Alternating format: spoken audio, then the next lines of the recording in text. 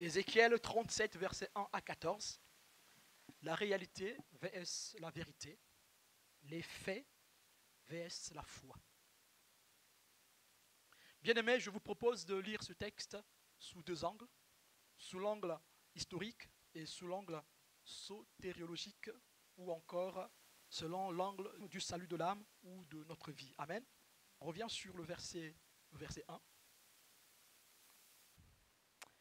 La main de l'Éternel fut sur moi, et l'Éternel me transporta en esprit et me déposa dans le milieu d'une vallée remplie d'ossements. Bien-aimé, ici, Ézéchiel est saisi par le Saint-Esprit. Il est saisi par le Seigneur. Ézéchiel est touché par la main de Dieu. Et cette main, bien-aimé, le transporte dans une vallée remplie d'ossements.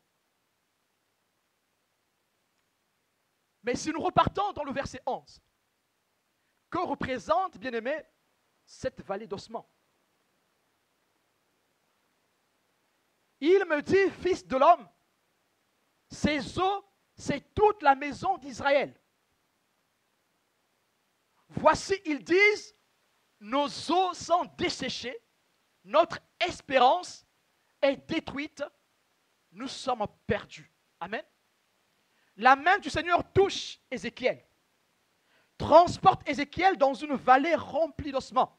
Et cette vallée représente Israël qui est perdu dans son espérance. Israël, bien-aimé, qui est désespérément perdu. Mais pourquoi ce peuple est aussi désespéré, bien-aimé? Revenons sur l'histoire. Nous avons d'abord une déportation concernant Israël qui est le royaume du Nord.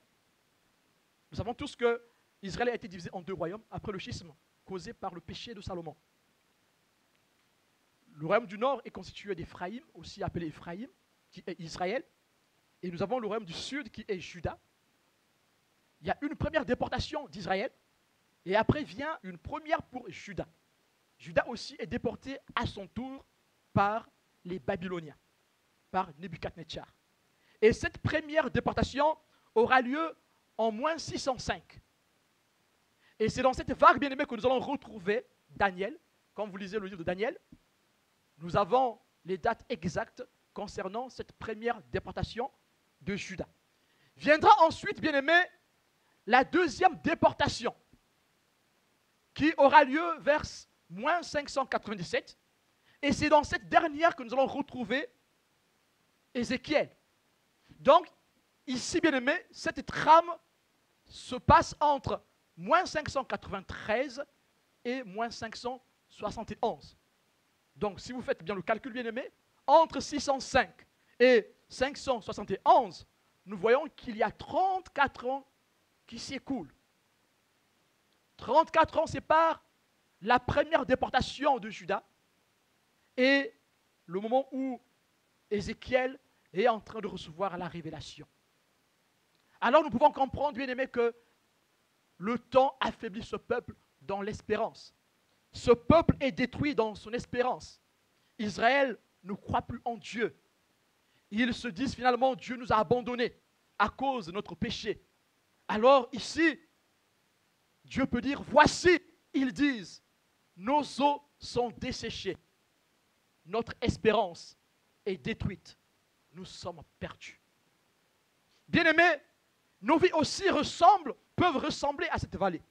Dans des situations que nous pouvons vivre, bien-aimés, qui sont parfois quotidiennes, nos vies peuvent ressembler, bien-aimés, à ces eaux desséchées. Oh, nos vies peuvent ressembler à ces vallées remplies d'ossements, oui, desséchés. À travers des situations, par un mariage qui ne marche pas très bien, par le célibat qui nous gangrène, par le chômage, par notre travail qui est persécuté, par la stérilité, par la sorcellerie qui nous envoûte, par des gens qui nous poursuivent la nuit, par des luttes que nous avons tous les jours dans notre santé bien-aimée. Ces choses peuvent représenter pour nous aussi une vallée d'ossements. Mais que dit Dieu concernant cette situation d'Israël? Mais que fait le Seigneur dans cette vision avec Ézéchiel? Nous voulons voir, bien-aimés, ce matin, sous quel angle, bien-aimés, que Dieu présente la situation d'Israël à Ézéchiel le prophète. Ézéchiel, ici, bien-aimé, est le type de l'intercesseur. Celui qui reçoit le message de Dieu. Celui qui intercède pour le peuple. C'est le type de chrétien qui a les yeux sur sa situation, bien-aimé. Relisons le verset 2 ensemble pour voir ce que Dieu fait avec Ézéchiel dans cette situation. Il me fit passer auprès d'eux, tout autour, et voici, ils étaient fort nombreux à la surface de la vallée. Et ils étaient complètement secs. Bien-aimé, l'Esprit de Dieu transporte Ézéchiel dans cette vallée remplie d'ossements, mais il ne s'arrête pas là, bien-aimé. Il fait voyager Ézéchiel dans cette vallée pour lui montrer de façon zoomée la situation d'Israël. Il me fit passer auprès d'eux. Il fait le tour de la vallée. Tout autour. Dieu montre à Ézéchiel de façon zoomée, bien-aimé, ce qui se passe au sein de ce peuple. Dieu montre à Ézéchiel la situation du peuple d'Israël. Il fallait que, bien-aimé, Ézéchiel ait la vision directe, une vision forte de la misère de son peuple. Il fallait, bien-aimé, que Ézéchiel ait la connaissance parfaite de la situation d'Israël. Mais bien-aimé, je peux vous assurer que cette vision a fait mal à Ézéchiel. Voir les ossements du peuple de Dieu, voir la misère du peuple du Seigneur. Mais en tant qu'intercesseur, en tant que prophète du peuple, Ézéchiel devait voir ce qui se passe au sein du peuple avec exactitude, sans pourtant fuir la réalité. Dieu ici, bien-aimé, montre à Ézéchiel la réalité de la vie d'Israël, la réalité de la situation du peuple d'Israël. Bien-aimé, comment pouvons-nous prier de façon exacte si nous ignorons la situation, si nous ignorons la réalité de ce qui se passe autour de nous? Ou si nous faisons fi de ne pas voir ce qui se passe. Ézéchiel voit l'étendue, oh oui, de la catastrophe, où les eaux sont bien desséchées. Et ils étaient complètement secs. Ézéchiel constate l'état, bien-aimé, du dessèchement de ces eaux. Bien-aimé, toi aussi dans ta situation, nous aussi, dans notre situation, nous pouvons observer combien, oh oui, la situation est déplorable. Combien, oh oui, nous souffrons. Combien, oh oui, il n'y a plus d'issue. Bien-aimé, la réalité ici est bien évidente. La réalité montre qu'il n'y a pas d'issue pour ces eaux. Ces eaux, bien-aimés, sont desséchées. Il n'y a pas l'ombre, oh oui, d'une moindre goutte d'eau sur ces eaux. C'est aussi une vallée qui est sèche. Il n'y a pas d'eau. Il n'y a rien du tout qui puisse, oh oui, faire penser à la vie. Bien-aimé, c'est le regard que Dieu veut que nous ayons ce matin. Dieu veut que nous ayons ce regard. Dieu veut ici, bien-aimé, réveiller le regard d'Ézéchiel concernant la situation de son peuple. Dieu veut que nous ayons ce regard sur notre propre vie, bien-aimé.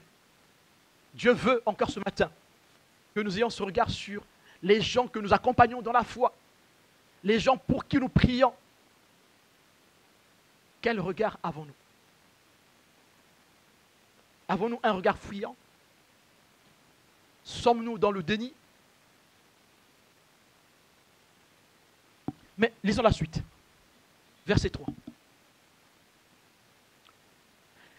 me dit, Fils de l'homme, ces eaux pourront-ils revivre? Je répondis, Seigneur, Éternel, tu le sais. Amen. Nous voyons ici pourquoi Dieu montre à Ézéchiel l'étendue de la misère du peuple d'Israël. Nous voyons ici pourquoi Dieu veut que Ézéchiel ait la connaissance parfaite de la situation d'Israël. Oui, Dieu veut cela, c'est parce que Dieu veut faire naître en Ézéchiel la foi pour qu'il prie, pour qu'il prophétise sur ce peuple. Bien-aimé, il n'y a pas d'action prophétique sans la prière. Il n'y a pas d'action prophétique sans la parole de Dieu, bien-aimé. Il faut qu'il y ait la prière dans le don prophétique. Il faut qu'il y ait la parole de Dieu dans le don prophétique. Bien-aimé, il n'y a pas de prière efficace sans le don prophétique. Il n'y a pas de prière efficace sans la parole de Dieu. Car nous savons tous, bien-aimés, que oui, la première prophétie, c'est la parole de Dieu. Amen. Alors Dieu veut ici, à travers sa parole, que nous ayons la connaissance parfaite de notre situation. Ne pas fermer les yeux sur ce qui se passe autour de nous. Ne pas fermer les yeux sur ce qui se passe dans notre maison, dans notre famille. C'est une fausse foi que de dire qu'il n'y a rien de fâcheux qui nous arrive. Bien-aimé, il y a une foi qui est née dans l'Église, venant des sciences douces, qui emmène l'Église à nier les faits. Bien-aimé, la vraie foi ne nie pas les faits. La vraie foi, bien-aimé, accepte les faits. Amen. Mais ici, Dieu veut que Ézéchiel soit face aux faits, soit face à la réalité. La réalité est que les eaux sont desséchées.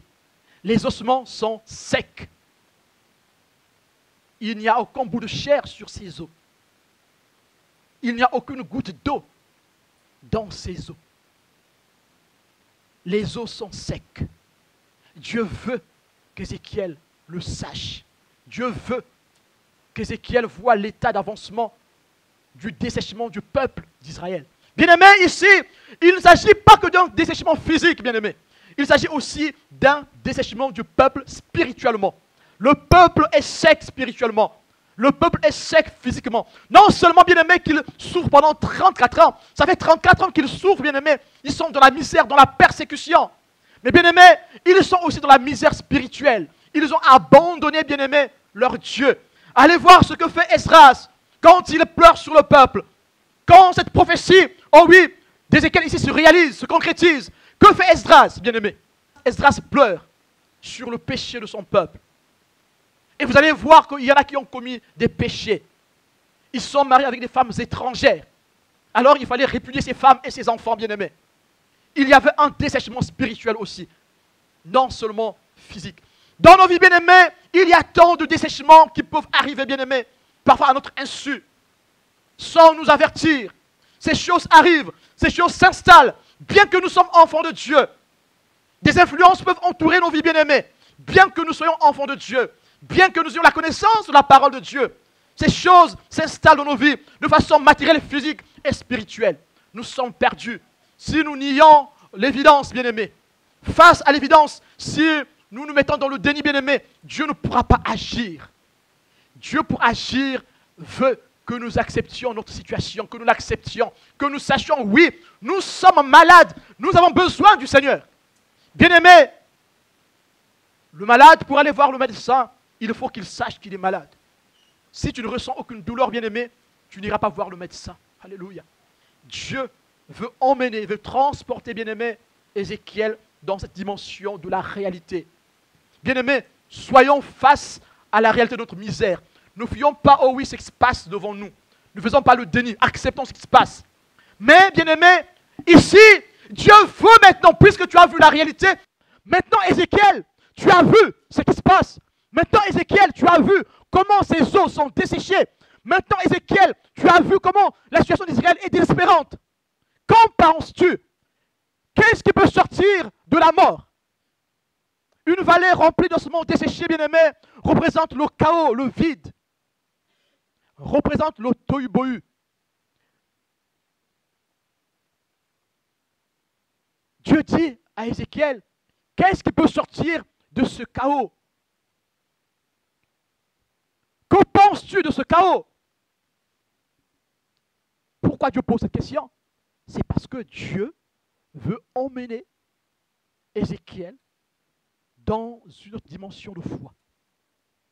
Il veut changer son regard. La réponse, bien-aimé, d'Ézéchiel ici ressemble à celle de Pierre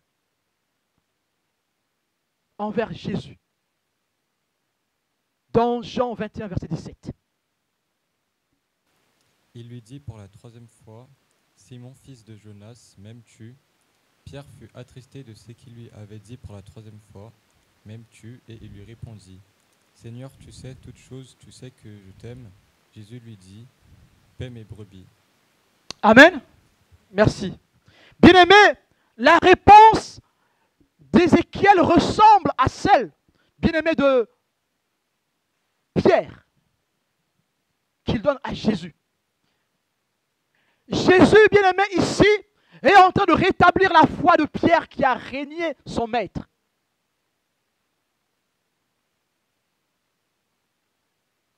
Pierre a régné son maître après le chant, oh oui, du coq, selon la prophétie que lui a donnée son maître Jésus-Christ. Et quand Jésus, oh oui, regarde Pierre dans sa désobéissance, après la résurrection, Jésus, face à Pierre, pose à Pierre la question, Pierre, m'aimes-tu? 3 fois de suite. C'était pour le rétablir dans sa foi. Parce qu'en régnant son maître, il avait perdu la foi. Il fallait que Jésus rétablisse la foi de Pierre. Alors il nous pose la question 3 fois. Pierre, m'aimes-tu? Pierre, m'aimes-tu? Pierre, m'aimes-tu? Alors Pierre fut frustré. Pourquoi, Seigneur, me pose cette question? Mais Jésus voulait rétablir la foi de Pierre. Et que fit la réponse? Il lui répondit, Seigneur, tu sais toutes choses, tu sais que je t'aime. Seigneur, tu sais toutes choses. Seigneur, tu sais que je t'aime. Et c'est la réponse, bien aimé, que nous pouvons lire aussi ici avec Ézéchiel. Seigneur éternel, tu le sais. Tu sais toutes choses.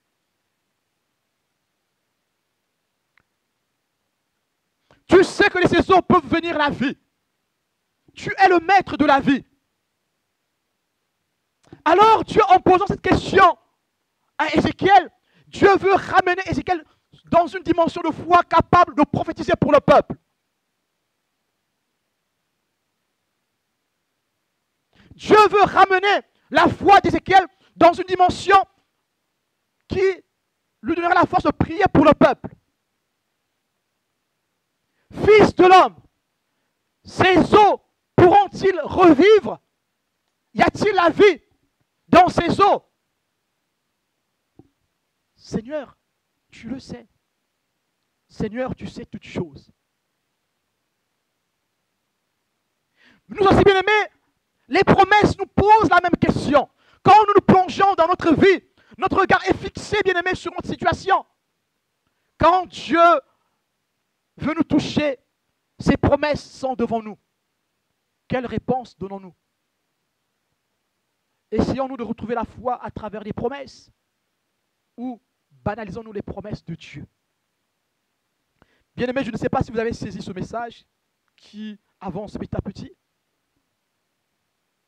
Nous sommes sur le regard de la réalité. Quand Dieu veut nous sauver, il nous montre la réalité de ce qui se passe. Avant qu'on ait la vérité, bien-aimés, ici nous sommes encore dans la réalité.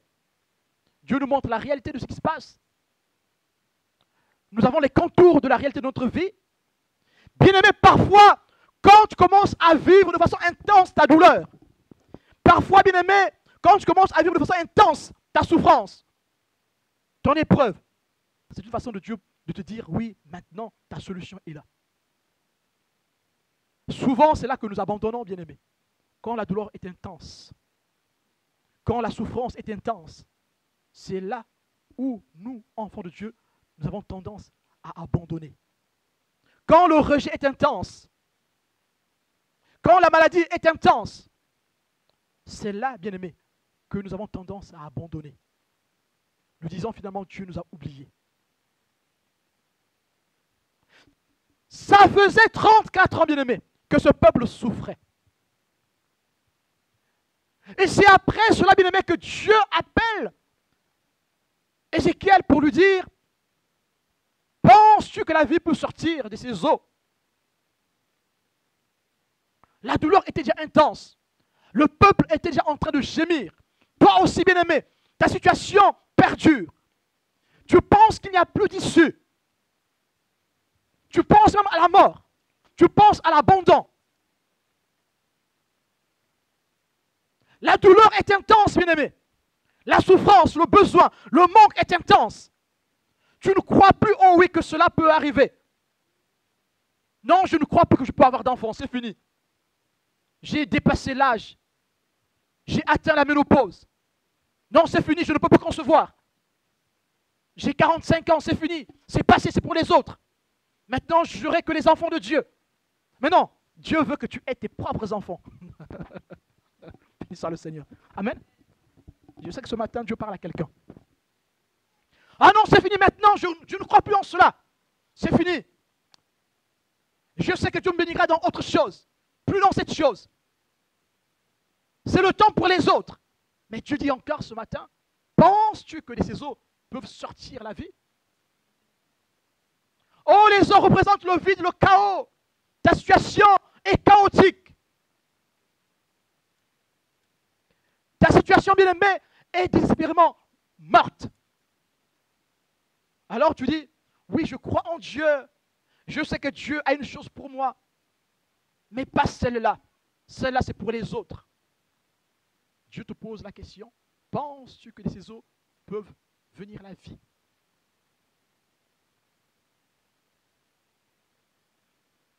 Penses-tu cela? Mais si nous avons saisi les promesses, bien-aimés, nous dirons comme Pierre, tu sais toutes choses. Nous dirons comme Ézéchiel, oui Seigneur, tu sais toutes choses. Tu sais que de ces eaux peuvent ressurgir la vie.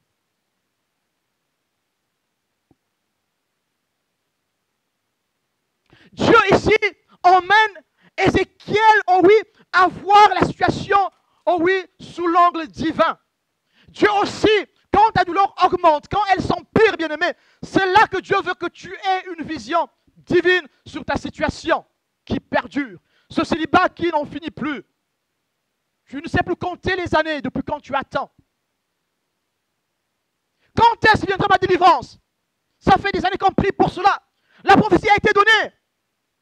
Mais Dieu dit encore, elle est là ta délivrance. Penses-tu que de ce chaos peut ressurgir la vie?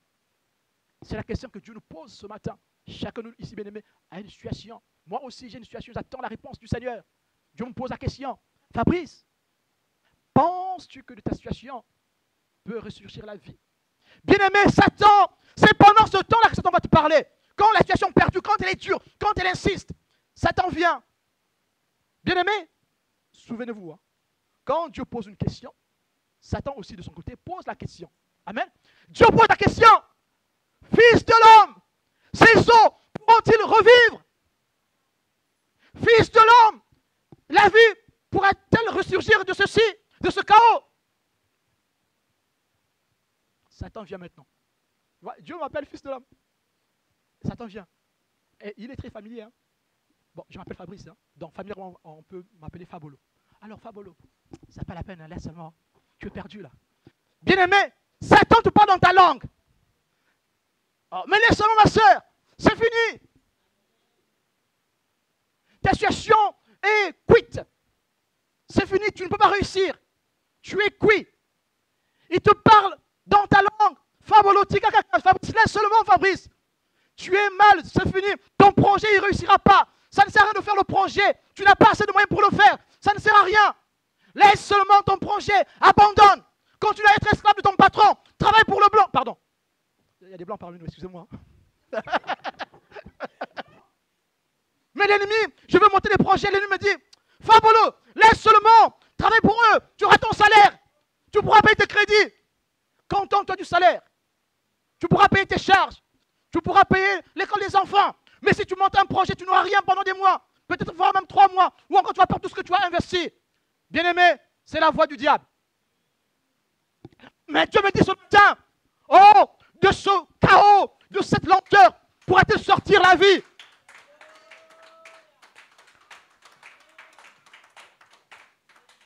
Bien-aimé, ce matin, j'aimerais écouter la voix de Dieu.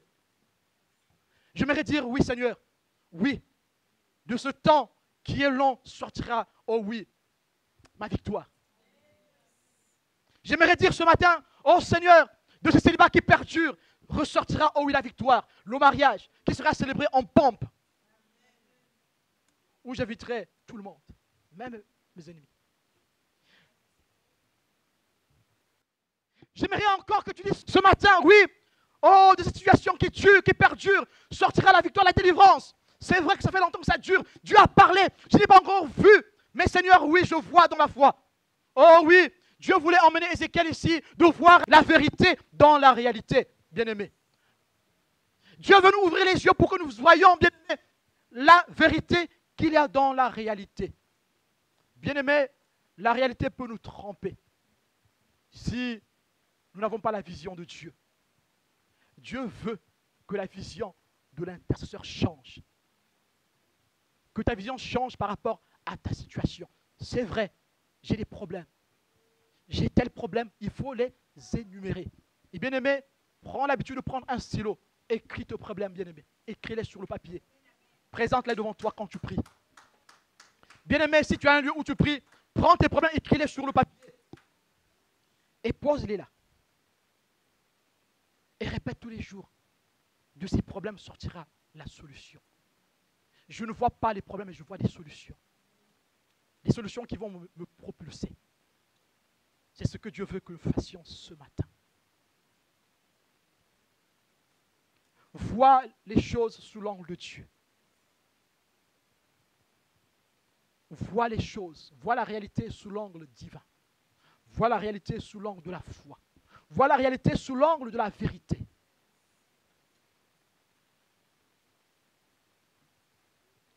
La vérité, bien-aimé, c'est ce qui triomphe. La vérité ne ment pas. La réalité peut mentir. Nous pouvons être dans une réalité qui est virtuelle. Avec l'informatique aujourd'hui, nous avons la réalité sur le monde, sur des mondes parallèles. Les métaverses, où les gens peuvent rouler dans des belles voitures dans le monde imaginaire. Ce qui se passe dans la sorcellerie se fait aujourd'hui sur Internet, avec les métaverses. Tu peux construire des immeubles avec les métaverses. Tu peux avoir des chaussures qui coûtent 3 000 € avec les métaverses. Les multivers, le monde multivers. Hein, les jeunes là, ils sont câblés. Hein. Un homme bien aimé, ici, Dieu veut qu'on ne soit pas dans ce monde parallèle, mais dans la vérité du Seigneur. Que nous lisions notre situation dans la vérité de Dieu, sous l'angle de la foi. Alors, si nous lisons notre situation sous l'angle de Dieu, sous l'angle de la foi bien-aimée, le doute partira.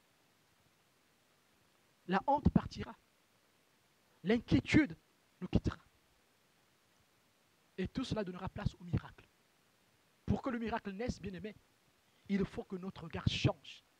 Quel est le regard que tu as sur ta situation? Dieu ne veut pas le déni. Le déni, c'est de dire que finalement, tout va mieux. C'est faux. Dire que tout va mieux, ce n'est pas la foi, bien-aimé. Dis tout va mal. Et je vois dans ce mal la victoire. Je saisis la victoire dans ce mal. Dans cette situation, je saisis la victoire. Je reconnais que tout va mal, mais la vérité qu'il y a dans cette réalité. La réalité, c'est que je suis malade, mais je saisis la guérison qu'il y a dans cette maladie. De cette guérison sortiront d'autres guérisons concernant d'autres corps. C'est à cela que Dieu nous appelle ce matin. C'est ton regard bien-aimé qui est la porte au miracle. Notre regard bien-aimé appellera le miracle. Le regard d'Ézéchiel ici appelle le miracle. Puisque Ézéchiel répond, Seigneur éternel, tu le sais. Tu sais que la vie peut surgir de ces eaux. Voilà pourquoi il pouvait prophétiser, bien-aimé.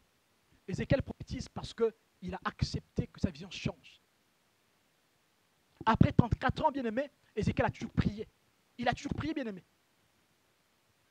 Mais Dieu n'a jamais répondu. C'est là que Dieu vient donner une réponse. Dieu donne la réponse ici parce que le peuple souffre. Dieu a vu que le peuple est découragé. Leur espérance est détruite, bien-aimés. L'espérance du peuple est détruite. Et Dieu vient donner cette prophétie pour les réconforter, pour leur redonner de l'espérance. Et nous verrons plus tard dans Esdras, chapitre 1, que la prophétie s'accomplit. Et nous verrons plus tard dans Apocalypse que la prophétie va s'accomplir à la fin des temps. Il le dit dans Romains 11 aussi. Mais pour cela, il fallait que le regard d'Ézéchiel change par rapport à la situation du peuple. Il ne fallait pas qu'il soit dans le déni. Il fallait qu'il accepte la réalité. Il fallait qu'il se confronte à la réalité. Sauf que nous, aujourd'hui, on nous enseigne à fuir la réalité. Tu as mal au pied, tu dis non, je ne suis plus malade. Non, tu es malade. Maintenant, invoque la puissance de Dieu pour que la maladie parte. Amen. Il fallait qu'Ézéchiel s'imprègne du regard divin concernant la situation d'Israël pour qu'il prophétise de façon puissante et que la prophétie s'accomplisse. Puisque son regard est formé de façon divine, alors il peut prophétiser sur les eaux. Alors la prophétie peut s'accomplir.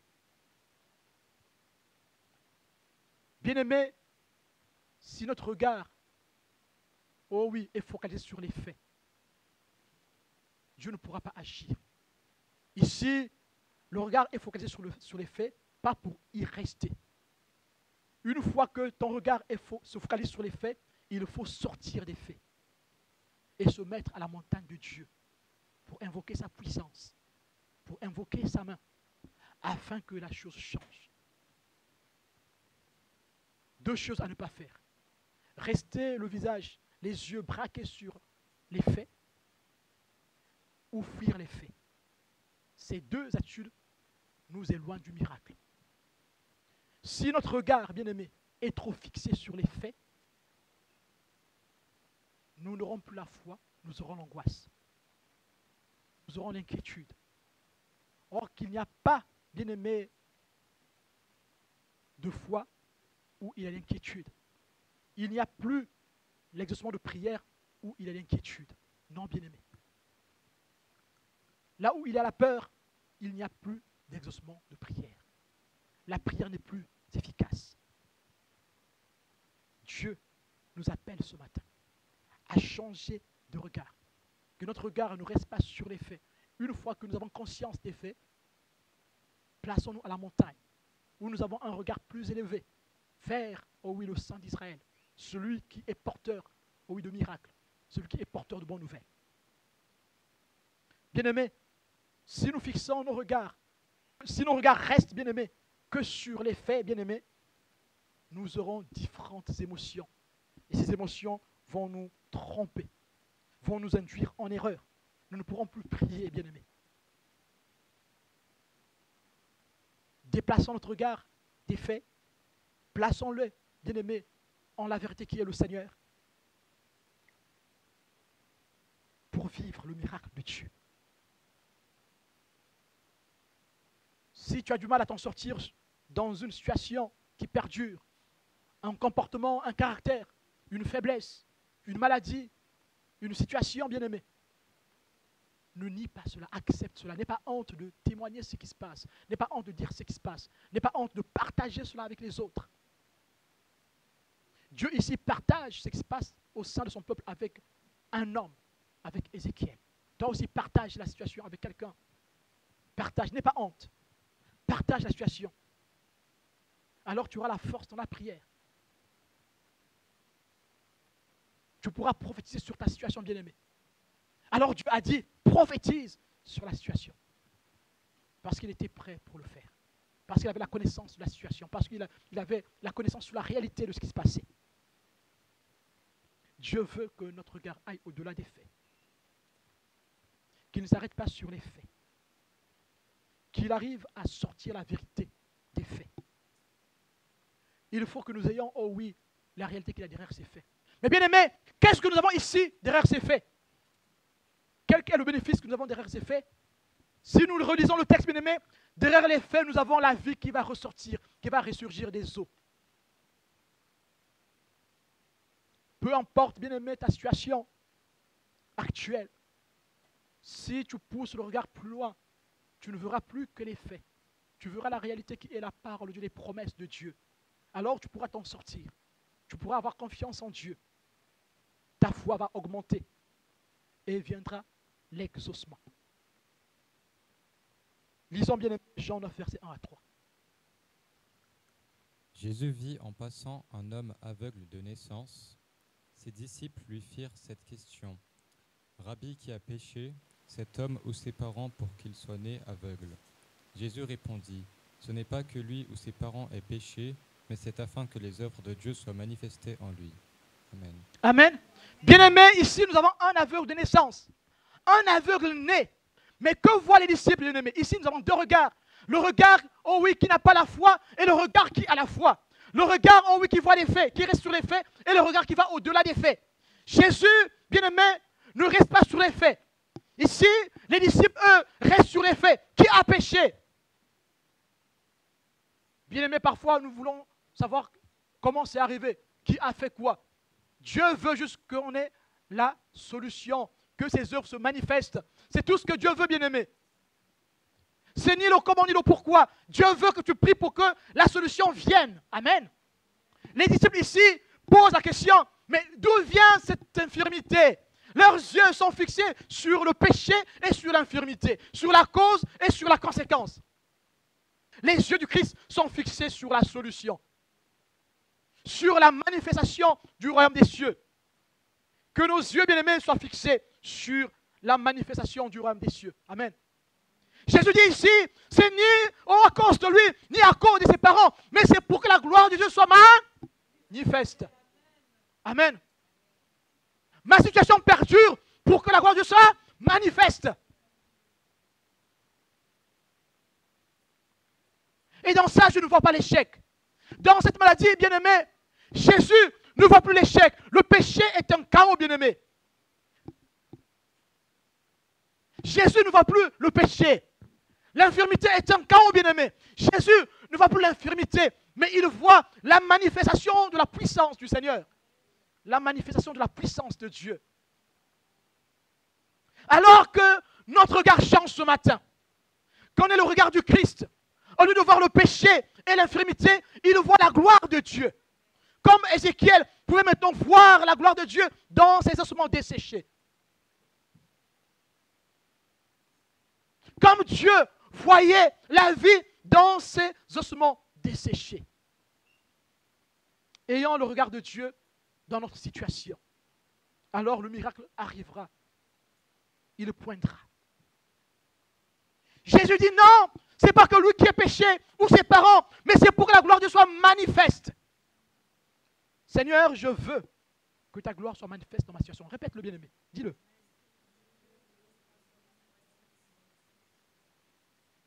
Ma situation est là pour la gloire de Dieu. Amen. Jésus voyait cacher les œuvres de Dieu dans cette situation qui perdurait. Chez l'infirme. Ça faisait des années qu'il est infirme. Alléluia. Il est né infirme, bien-aimé. Nous avons aussi le regard du Christ, bien-aimé. Dans Marc 5, versets 38 à 42, le regard qu'a le Christ, bien-aimé, sur la situation de la fille de Jairus. Là encore, Jésus n'a pas vu la mort. Lisons-le, bien-aimé. Marc 5, versets 38 à 42. Ils arrivèrent à la maison du chef de la synagogue où Jésus vit une foule bruyante et des gens qui pleuraient et poussaient des grands cris. Il entra et leur dit, « Pourquoi faites-vous du bruit et pourquoi pleurez-vous? L'enfant n'est pas morte, mais elle dort. » Et il se moquait de lui. Alors, ayant fait sortir tout le monde, il prit avec lui le père et la mère de l'enfant et ceux qui l'avaient accompagné, et il entra là où était l'enfant. Il la saisit par la main et lui dit, « Talitha koumi », ce qui signifie, « Jeune fille, lève-toi, je te le dis. » Aussitôt, la jeune fille se leva et elle se mit à marcher, car elle avait 12 ans, et ils furent dans un grand étonnement. Amen. Amen. Talitha koumi. Mais d'où vient, oh bien-aimé, cette phrase? Talitakumi. Cette phrase vient du regard du Christ. Jésus arrive dans la maison de Jairus, bien-aimé. Les gens sont en pleurs. Ils trouvent des femmes éplorées. Les gens sont dans le chaos, bien-aimé. La mort entraîne le chaos, le vide. La mort représente le chaos, bien-aimé. La mort représente le vide. Il y a un grand tohu-bohu chez Jairus. Jésus leur pose la question, pourquoi pleurez-vous? L'enfant n'est pas mort. Les gens se moquèrent du Christ parce qu'ils avaient un regard sur les faits, sur la réalité. Les faits peuvent tromper. Ce jour-là, le Christ leur a rappelé que les faits peuvent tromper, bien-aimés. Ces gens ont gardé leur regard sur la mort. Mais or, Jésus a vu au-delà de la mort. L'enfant n'est pas mort. Alors les gens se regardèrent. Bien-aimé, si c'était chez les Français, on allait se regarder. C'est vrai, bien-aimé. C'est ça les Français. Hein? Mais Jésus est resté fixé sur l'objectif, sur la vérité. La vérité est que la mort a été vaincue. Bien-aimé, dans l'histoire de la fille de Jairus, Jésus, en répondant qu'il n'est pas mort, que l'enfant n'est pas mort, Jésus parle de la résurrection finale. Sans compter, bien-aimé, qu'il apporte la résurrection physique. Dieu est bon. Vous allez voir, bien-aimé, plus tard, dans ce miracle que Ézéchiel va prophétiser, Israël sera rétabli en 2 étapes, en 2 temps. Jésus, ici, bien-aimé, parle du rétablissement de la fille. Quand Jésus dit l'enfant n'est pas mort, bien-aimé, Jésus parle du rétablissement physique et du rétablissement spirituel. Il parle de la résurrection des morts à la fin des temps, mais il parle aussi de la résurrection du corps de la fille de Jairus. Dis Amen. Et bien-aimé, quand Dieu parle de la solution, il ne parle pas que de la solution physique. Il parle de la solution physique et de la solution spirituelle. Quand Dieu veut ressusciter les os ici, il veut les ressusciter sur le plan physique, matériel et sur le plan spirituel. Où il fait intervenir son esprit. Israël, bien-aimé, ici, dans cette prophétie d'Ézéchiel, ne sera pas que rétabli sur le plan physique, mais il sera aussi rétabli sur le plan spirituel. Et si nous repartons dans Esdras, bien-aimé, réalisez le livre de Néhémie, chapitre 9, bien-aimé, vous allez voir qu'Israël n'a jamais adoré Dieu comme c'est fait dans Néhémie, chapitre 8. Le peuple s'est levé pour prier. Ils ont adoré Dieu comme jamais. Le peuple, bien-aimé, a adoré comme jamais, suite à l'accomplissement de la prophétie d'Ézéchiel. Ils ont adoré comme jamais. Et bien-aimé, quand nous sommes restaurés, c'est ce qui nous arrive. Cette restauration n'est pas que physique. Elle est aussi spirituelle. Mais dans la situation de la fille de Jairus, bien-aimé, les yeux du Christ ont été fixés sur la résurrection des morts. Présente et future. Bien-aimé, dans ta situation, ne la regarde pas que dans le sens physique. Regarde-la dans le sens spirituel. Que Dieu te montre ta situation dans le sens spirituel. Non! L'enfant n'est pas mort. L'enfant n'est pas mort. L'enfant dort. Et ici, Jésus parle du sommeil. Jésus parle du repos. Bien-aimé. Ceux qui meurent en Christ rentrent dans le repos du Seigneur. Ils finiront par ressusciter. Dis Amen. Alors, peu importe le temps que dure ma situation, je crois encore que Dieu peut agir. Je continue de lui faire confiance. Que ta foi ne s'arrête plus sur les faits. Que ta vue ne t'empêche pas d'aller dans ce qui est illimité. Les faits nous limitent, bien-aimés. Les faits mettent autour de nous des limites. Alors nous ne pourrons pas aller au-delà des faits. Mais Dieu, ce matin, veut qu'on ait la vérité dans les faits. Que nos yeux s'ouvrent pour que nous voyions la vérité dans les faits. Jésus n'a pas vu la mort en tant que mort chez cette petite fille. Non, Jésus a vu la vie en elle, bien qu'elle soit morte physiquement, bien-aimée. La foi repousse les limites. La vérité nous emmène à repousser les limites. Si, bien-aimés, nous regardons notre situation avec l'œil de la vérité, avec l'œil des promesses de Dieu, bien-aimés, les limites seront repoussées. Dis, je repousse les limites. Je repousse les limites. Je repousse les limites. Je repousse les limites. Je repousse les limites. La vérité ou les faits? Veux-tu rester dans les faits ou dans la vérité? Les faits trompent. La vérité ne trompe pas. La vérité est que derrière la mort de cette fille, il y avait la vie. Non seulement la vie présente, mais la vie future aussi. La vérité ici, bien aimé, dans la situation d'Ézéchiel, est qu'il y avait la vie dans les ossements. Non seulement la vie présente, mais aussi la vie future. Parce que la promesse est donnée. Ici, elle s'est réalisée, bien aimé, dans Esdras et dans Néhémie. Le peuple de l'exil est reparti en Israël. Les os se sont rassemblés, bien aimés. Les nerfs ont été donnés aux os. La chair a été donnée aux os. La vie a été donnée aux os, bien aimés. Et le peuple a adoré Dieu comme jamais. Et le temple a été reconstruit. Les murailles ont été reconstruites, bien aimés. Et à la fin des temps, bien aimés, Israël va repartir à Israël. En Israël, physique. Je réitère, à la fin des temps, tous les Juifs vont repartir en Israël pour reformer une nation puissante. Car ici, dans cette promesse, Dieu dit que cette nation sera puissante. Et bien aimé, quand Cyrus a donné l'édit, bien aimé, que le peuple reparte en Israël, bien aimé, il y avait la panique au sein des païens. Les Shambhala ont commencé à paniquer pour contrecarrer les plans de Dieu. Le peuple était redevenu puissant. Le culte a été rétabli. Voici la restauration dans laquelle Dieu nous appelle tous ce matin. Dieu nous appelle ce matin pour un rétablissement physique, mais aussi pour un rétablissement spirituel. Oh oui, car la vraie foi ne se contente pas que du rétablissement physique.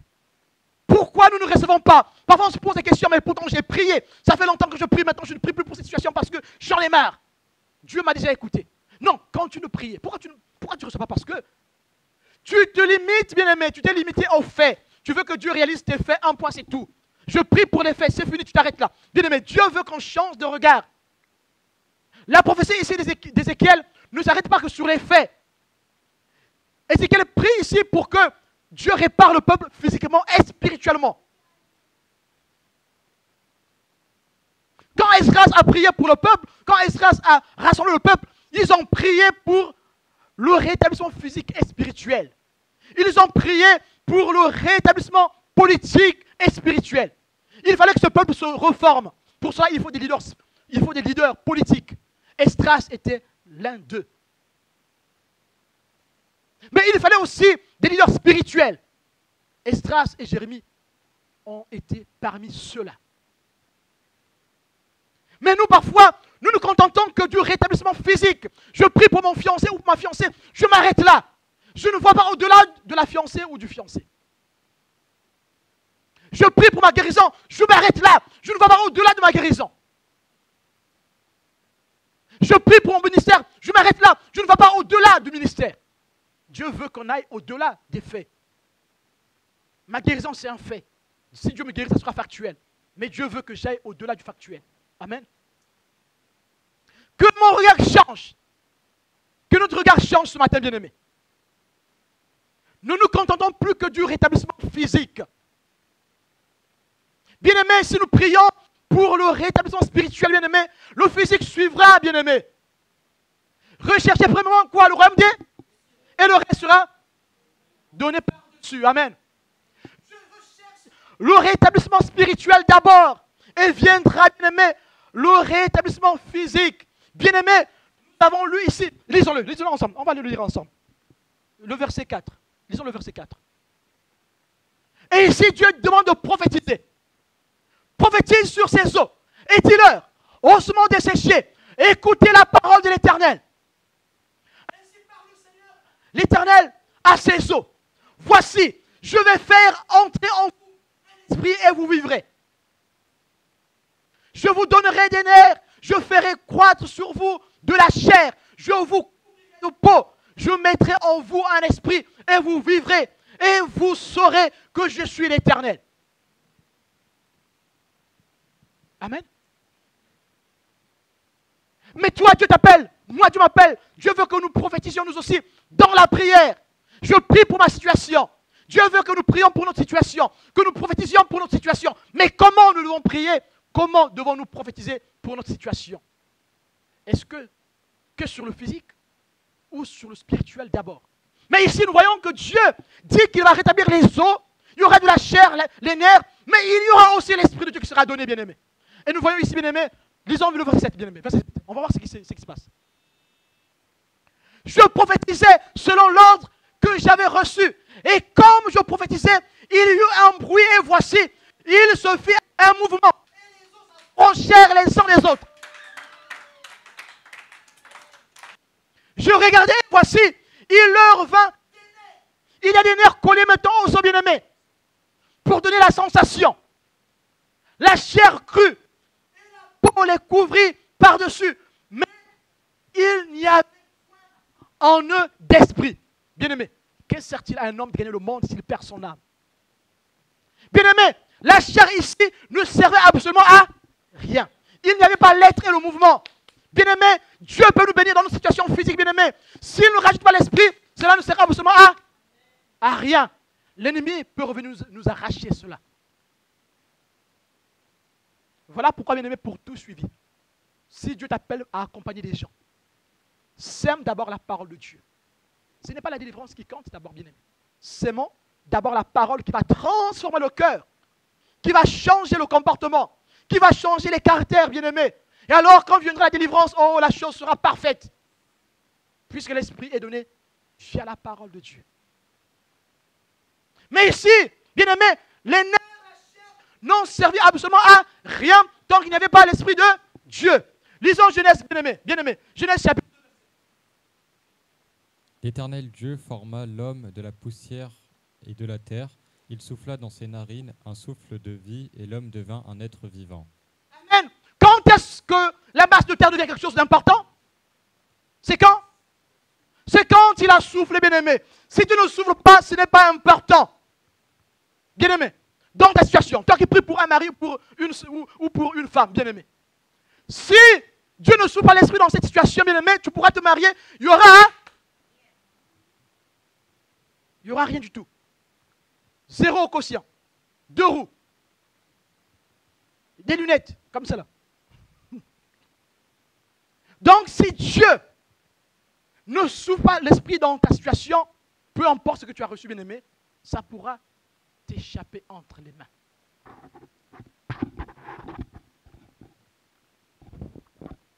Voilà pourquoi, bien-aimé, il faut désirer d'abord le rétablissement spirituel. C'est très important. Tu désires la paix à la maison, mais désire d'abord la paix spirituelle. Toi, tu veux commencer à chercher les signes d'affection. Tu veux chercher déjà les signes des bisous, je ne sais pas quoi là. Bien-aimé, non. Cherche pas d'abord les signes des bisous ou je ne sais de quoi. Cherche la paix de Dieu. Que Dieu mette la paix dans le cœur de la personne que tu désires. Qu'elle te fasse des signes des bisous, je ne sais pas quoi. Que Dieu mette la paix dans son cœur. Que Dieu guérisse son cœur. Cette paix est plus importante que les signes d'affection que la personne peut t'apporter. Je regardais et voici, il leur vint des nerfs. Les nerfs, bien-aimés. Oh oui, les affaires vont commencer à marcher pour moi. Pour moi, les affaires vont commencer à marcher. Je suis content, du coup, j'ai fait tel projet, ça commence à marcher, ça commence à donner. Hein, ça commence à marcher, hein, les os commencent à bouger. La chair crue, la chair, bien-aimée, c'est l'abondance des choses matérielles. La chair représente cela, bien-aimé. La chair ici, c'est l'abondance des choses matérielles. Mon compte est renfloué, je ne suis plus à découvert. J'ai des épargnes. Livret A, livret B, livret Z, livret C, livret Y. J'ai tous les livrets du monde. Assurance, je ne sais quoi là. J'ai toutes les assurances du monde. C'est ça, la chair qui va croître. Le grenier est rempli au sein du peuple d'Israël. L'abondance matérielle, financière. Et la peau. La peau ici, bien aimé, c'est la protection. Ta chair, mais bien aimé, si ta chair est sans peau, tu n'es pas protégé. Hein. Tu peux attraper toutes les maladies du monde. Hein. Tu sors là, tu attrapes les grippes aviaires, tout ce qui se passe, tu chopes. Mais ici, la peau, c'est ta protection. Donc tu te sens bien, tu es en paix, tu es tranquille, tu es vraiment dans le velours. Il y a tout. Tu n'as plus d'inquiétude. Mais ce n'est pas tout. Dieu peut mettre sur tes os les nerfs, il peut mettre sur tes os la chair, il peut couvrir cette chair bien-aimée. Ce n'est pas suffisant. Mais s'il n'y avait point en eux d'esprit. Mais bien-aimé, lisons la suite. Il me dit, prophétise. Alors il fallait faire une seconde action. Amen. C'est à cela que Dieu nous appelle. Aller plus loin dans notre action, c'est ce que ça veut dire. Faire une seconde action, c'est aller plus loin dans notre quête. Ne pas s'arrêter sur ce qui est physique.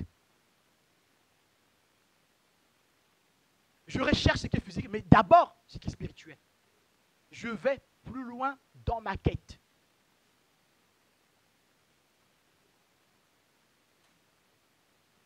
Il me dit prophétise et parle à l'esprit. Maintenant, je parle à l'esprit. Bien-aimé, il faut parler à l'esprit de ton mari. Commence à parler à son esprit. Toi, tu veux commencer à parler à ses tablettes de chocolat, à ses muscles. Que non, je veux qu'il ait vraiment 1m99,0,99. Tu veux qu'il ait des triceps et des biceps. Tu commences à prier pour ça. Non, commence par prier pour son esprit. Si tu commences à prier pour son esprit, s'il allait chavirer, virer là-bas, Dieu va le récupérer parce que tu as déjà prié pour son esprit. S'il allait devenir un faux pasteur, ta prière que tu fais maintenant fera que le jour où il voudra dévier, ta prière fera qu'il revienne sur le droit chemin parce que tu avais préparé cela. Tu as prié pour son esprit. Amen. Prophétise sur l'esprit de celui qui deviendra ton époux ou ton épouse. Prophétise sur l'esprit de ton projet. Amen. Mon projet doit avoir un esprit. Je prophétise sur l'esprit de mon projet pour ne pas qu'il tombe un jour. Je prophétise sur la vérité du projet, bien-aimé. Parce que, bien-aimé, sur chaque réalité, il y a une vérité. Donc, il y a un esprit. Soit c'est l'abondance ou c'est la médiocrité. Bien-aimé, relisons le texte. Je prophétisais selon l'ordre qu'il m'avait été donné. Et l'esprit entra en eux. Et ils reprirent vie. Et ils se tinrent sur leurs pieds. C'était une armée nombreuse. Très nombreuse. Acclame le Seigneur bien-aimé.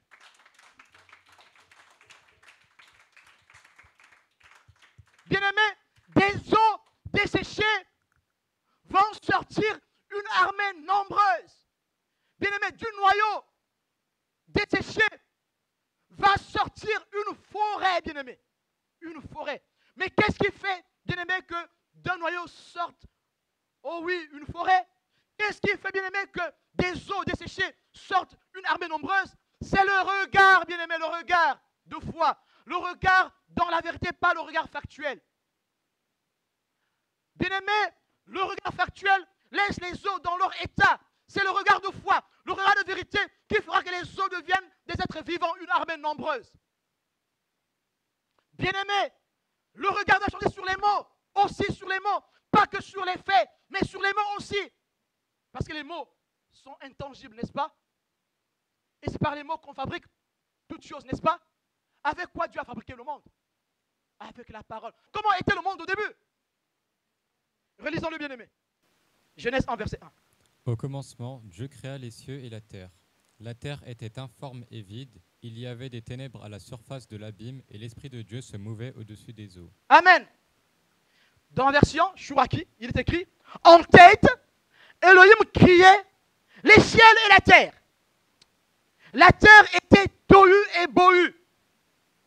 Une ténèbre sur les faces de l'abîme, mais le souffle d'Elohim planait sur les faces des eaux. La terre était tohu et bohu. La terre était chaotique, était chaos. Il y avait une ténèbre qui planait sur les eaux. Il y avait une ténèbre, bien-aimée. Toi aussi, ta situation est ténébreuse. C'est chaotique. C'est tohu et bohu. Mais si tu laisses l'Esprit de Dieu planer au-dessus, bien-aimé, de cette situation sortira la victoire. Ici, bien-aimé, l'Esprit a été insufflé dans les eaux, bien-aimé. Ces chairs sont devenues une armée nombreuse. La terre était informe et vide. La terre était chaotique. Les morts ici représentent le chaos, le vide, le tohu-bohu. Mais de ce tohu-bohu va sortir une armée nombreuse et très nombreuse. De ta situation, Dieu va la transformer et une chose meilleure va en sortir, bien-aimé.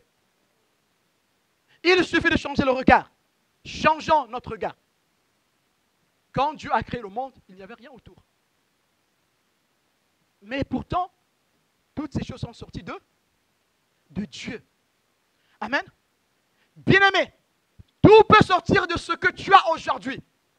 Si tu acceptes les promesses de Dieu, si tu acceptes que ces paroles rentrent en toi, bien-aimé, la vie sortira de toi. Avec le rien que tu as, bien-aimé, la vie en sortira. Alors, quand tu te promènes avec rien, dis-toi que tu as tout. Amen. Parce que c'est du rien que vient l'univers. Quand ta vie est chaotique, bien-aimé, c'est là que tu dis finalement, j'ai tout. Dis à ton voisin, j'ai tout. Même si tu ne vois pas ça, mais j'ai tout. Je confesse que j'ai tout. Je confesse que j'ai tout. Mon projet, il marche. Je confesse que j'ai tout. Vas-y, confesse ce que tu veux, confesse ce que tu veux, confesse ce que tu veux, confesse. Quand tu as confessé ce que tu as, confesse. C'est du néant, du chaos qu'est sorti l'univers. Ne t'arrête pas sur les faits. Ne t'arrête pas sur ta souffrance actuelle. Visualise le résultat avec la foi. Tu verras la gloire de Dieu se manifester. Bien-aimé, cette vision va se concrétiser plus tard. Avec Esdras, avec Néhémie, elle va se concrétiser aussi avec la fin des temps, à la fin des temps. Dans Romains 11, verset 15 et verset 25 à verset 26, on peut relire la promesse du rétablissement d'Israël à la fin des temps. Bien-aimé, cette vision avait pour but de redonner foi aux exilés qui étaient à Babylone. Dieu voulait les rassurer, les assurer qu'ils seraient rétablis par la puissance de Dieu, qu'il redeviendra un peuple vivant et puissant malgré leur désespoir.